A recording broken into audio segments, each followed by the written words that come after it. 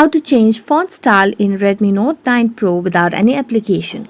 Hello everyone, welcome to this channel. I'm here to help you out today, so without any delay, let's get started. Now first of all, launch the settings application on your device.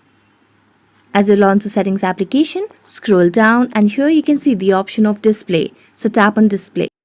Scroll down again and here you can see the option of font, so select on font.